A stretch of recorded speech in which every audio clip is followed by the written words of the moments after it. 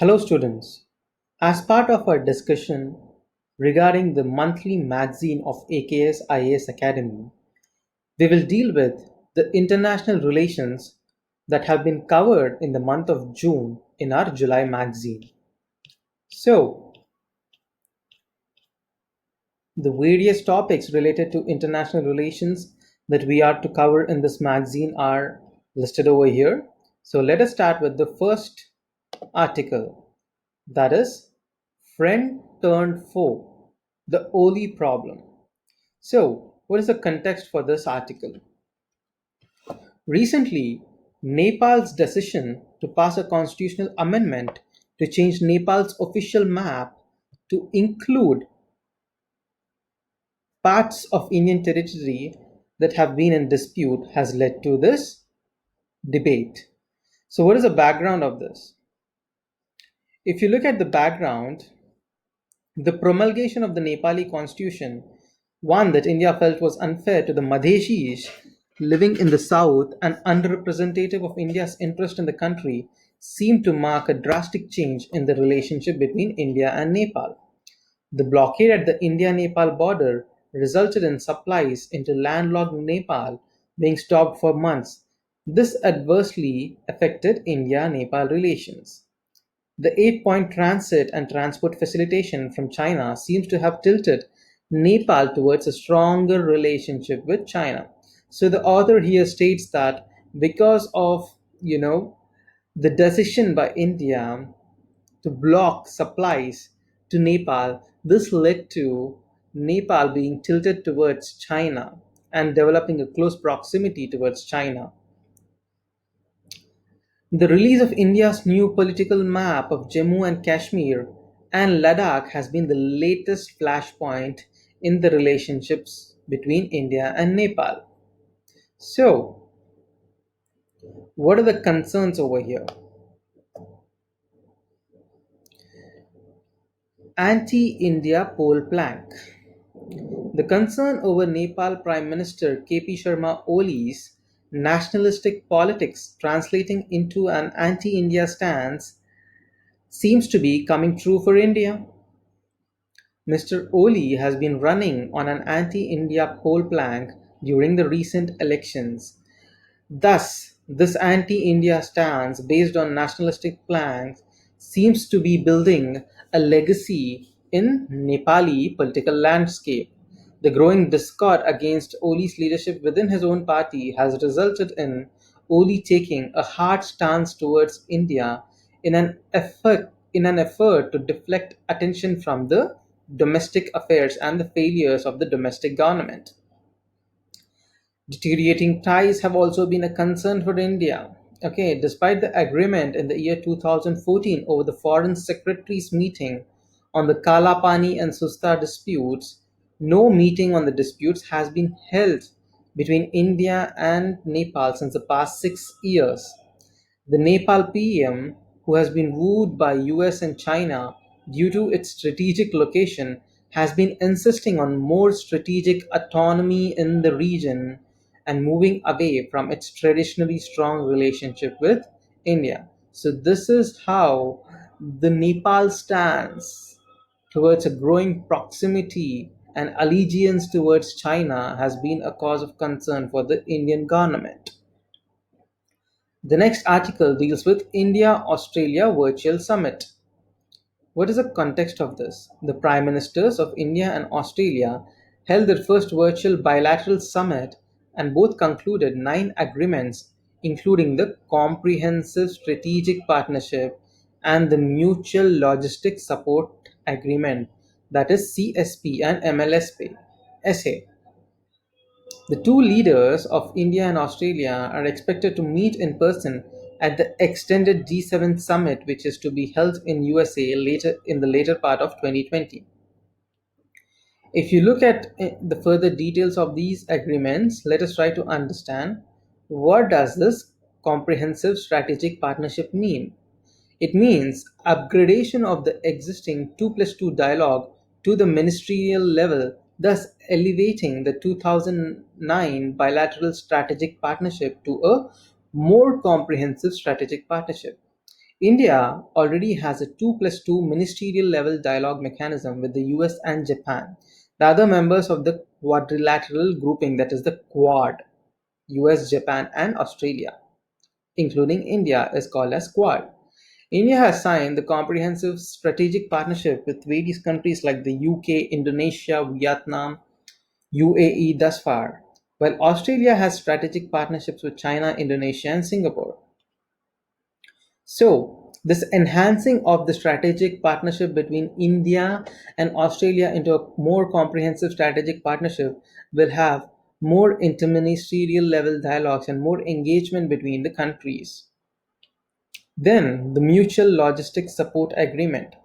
Both sides agreed to continue to deepen and broaden defense cooperation. So please remember that this Mutual Logistics Support Agreement deals with defense cooperation by enhancing the scope and complexity of the military exercises and engagement activities to develop new ways to address shared security challenges. It will also increase military interoperability through defense exercises and allow both militaries the reciprocal use of bases, humanitarian and disaster relief cooperation, along with port exercises and passage exercises. Also note that India has such agreements with USA, that is the Logistics Exchange Memorandum of Agreement, which you call as LEMOA. Along with USA, India also has such agreements with France, Singapore, and South Korea.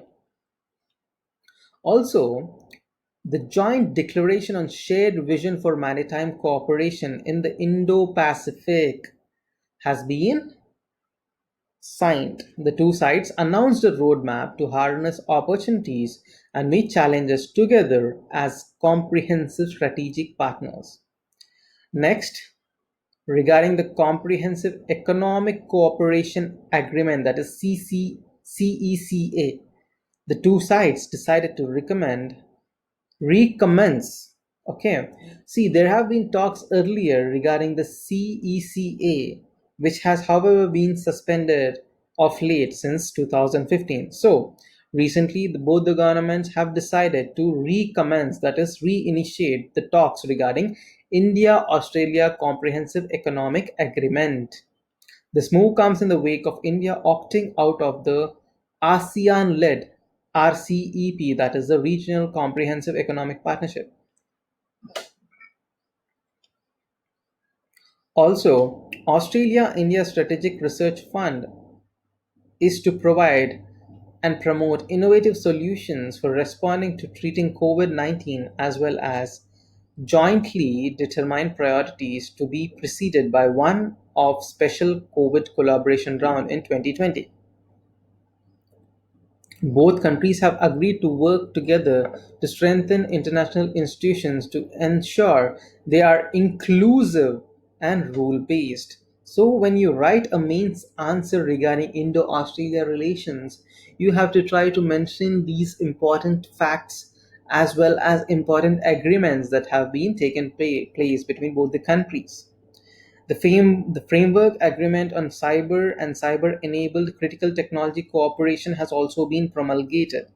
So, which seeks that both the countries would work together in the digital economy, cybersecurity, and critical and emerging technologies. Also, an agreement on agriculture and related activities has been promulgated. In this meeting, agriculture was identified as an important pillar of both the economies with shared challenges and climatic conditions. Also, in this virtual conference, a MOU, that is a Memorandum of Understanding, was signed on mining and processing critical and strategic minerals, which seeks to cooperate on new technologies for exploration and extraction of minerals, including Australian rare earth metals used for electronics, governance, vocational training, and water management. However, in spite of several convergences and engagements in this conference, there have been some issues which have been untouched by both the sides. The tensions between India and China over the standoff at the LAC and the Australia China tensions over trade issues and differences over the handling of the global pandemic have not been discussed. There were no discussions whatsoever on Australia.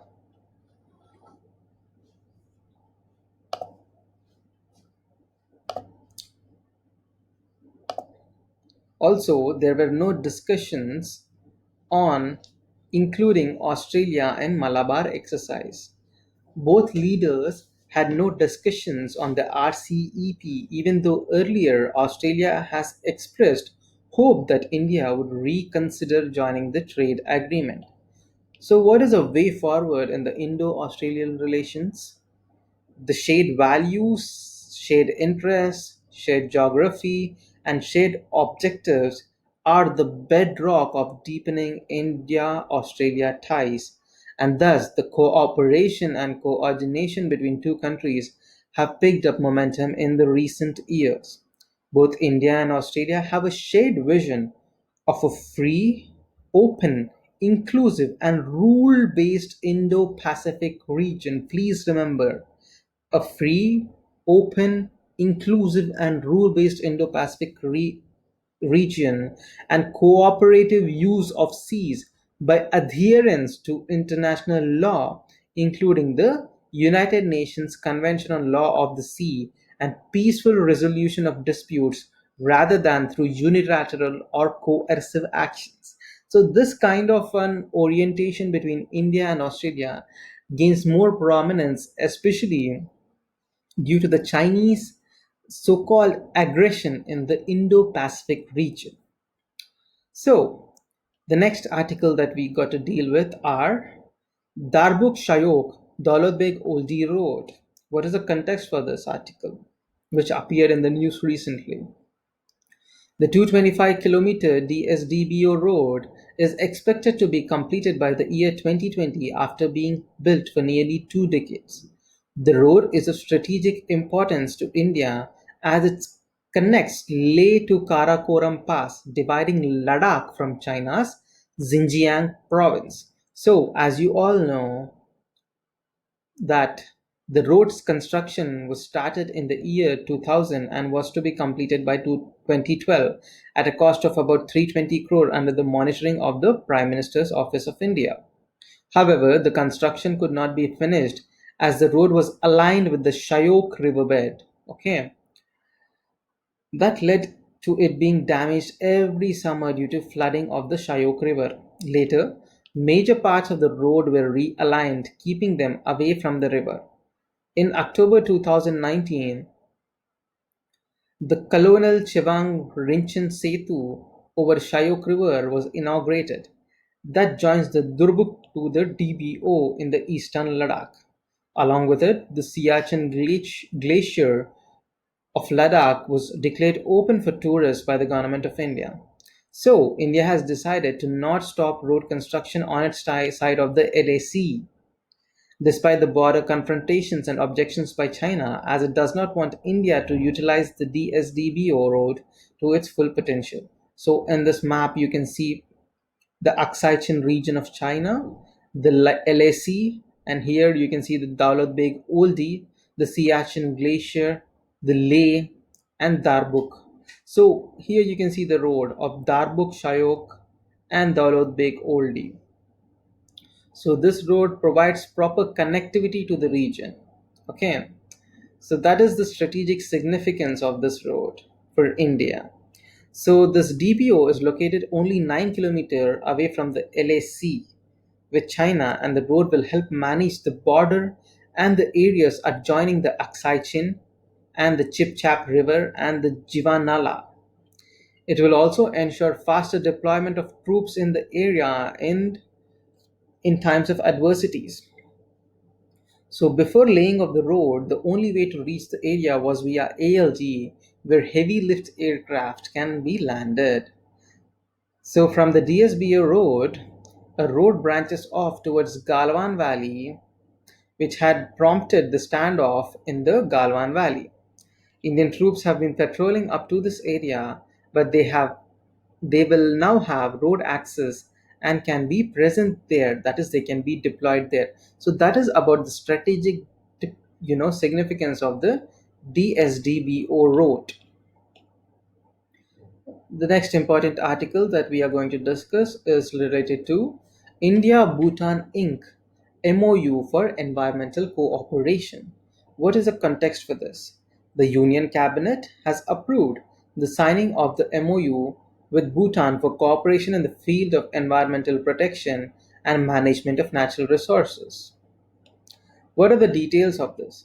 The MOU signed at the meeting chaired by the Prime Minister will enable establishment and promotion of closer and long-term cooperation in environmental protection and management of natural resources on the basis of equity, reciprocity, and mutual benefits for both the countries, taking into account the applicable laws and legal provisions of each country. It will also cover air, waste, chemical management, climate change, and other areas and will remain in force for 10 years from the date of signing of this MOU. The MOU shall facilitate the exchange of experiences, best practices, and technological know how of both public and private sectors and shall contribute towards sustainable development, which is the need of the hour. The development followed an earlier MOU between both India and Bhutan. Earlier, an MOU was signed between the CPCB, the Ministry of Environment, Forest and Climate Change, and the National Environment Commission of Bhutan in 2013, but this MOU has expired in the year 2016. The next important article that we will deal with is the Alliance for Poverty Eradication. What is this? India has become a founding member of the Alliance for Poverty Eradication at the UN, that is the United Nations, launched by the UN General Assembly. This alliance aims at focusing on efforts to boost global economy, especially in the aftermath of COVID-19 global pandemic. The President of United Nations General Assembly of the 74th session, that is Muhammad Bande, will formally launch the Alliance for Poverty Eradication on June 30, which he said will serve as a forum for member states to raise awareness about the danger that poverty poses to world peace, human rights, and sustainable development. So, if we look into the further details of this, the president will also galvanize member states of United Nations, the international community, and other stakeholders to support actions geared towards poverty eradication. India has joined the alliance as a founding member and stressed that ending poverty is not just about monetary compensation, but guaranteeing access of the poor to quality education, quality health care, clean water, sanitization, and decent housing, along with social security. A concept note of the formation of the alliance with the UN said that it aims to provide a forum at which participants would deliberate on measures that would need to be instituted so as to get the world economy working in the aftermath of the COVID-19 pandemic, and also to canvass support for efforts that have proved effective in alleviating and ultimately eradicating poverty within and across the world's regions. The concept note said that before the COVID 19 practically shut down socio-economic activities across the globe, the number of people classified as poor were approximately 2.1 billion across the globe. So, after the COVID 19 pandemic, this figure of the poor has risen phenomenally. So, according to the United Nations Development Programme, between the year 2006 to 2016, that is, in a decade, there have been over 271 million people in India who moved out of poverty, recording the fastest reductions in the multi-dimensional poverty index values during the period. So, this is some of the achievements that India has achieved. Also, the Vice President of India emphasized that the alliance should call for inclusion and empowerment of those left behind as a priority, thus targeting those sections of the society to the furthest behind.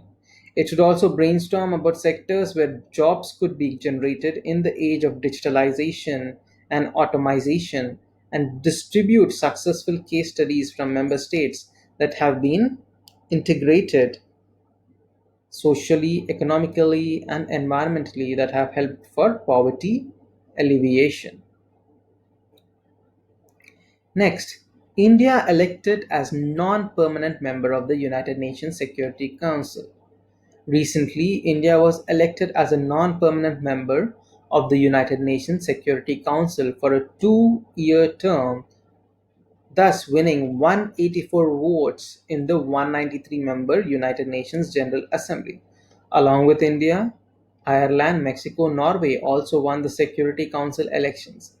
There were 192 member states present for voting, and two-thirds required majority was 128. However, India garnered 184 votes, well above the two-thirds majority, and Canada lost the elections. The UN General Assembly conducted elections for the president of the 75th session of the Assembly. In this, the five non-permanent members of the Security Council and the members of the Economic and Social Council under special voting arrangements put in place. So, what are the more details of this? India will sit in the most powerful UN organ, that is the UNSC, for 2 years beginning from January 1, along with five permanent members. That is, who are the five permanent members of the UNSC? Please remember this. It is China, France, Russia, United Kingdom, and United States. So these are the five permanent members of the United Nations Security Council. And there are some non-permanent members such as Estonia, Niger, Saint Vincent and Grenadines, Tunisia and Vietnam. India was a candidate for non-permanent seat from Asia Pacific category for the year 2021 to 2022 term. Its victory was given since it was the sole candidate vying for the lone seat from the grouping. New Delhi's candidature was unanimous and was endorsed by 55-member Asia Pacific grouping, including China and Pakistan, in June last year. So that was about the UNGA and the United Nations Security Council's non-permanent membership. So this is about the important current affairs related to international relations in the month of June. So, to download the AKS IAS magazine related to current affairs, you can log into AKS IAS Education mobile app and download this magazine. Along with this magazine, you have several study resources in the mobile app and website of AKS IAS related to daily quizzes, okay, monthly quizzes, as well as free downloads regarding various study material. Thank you. Have a good day.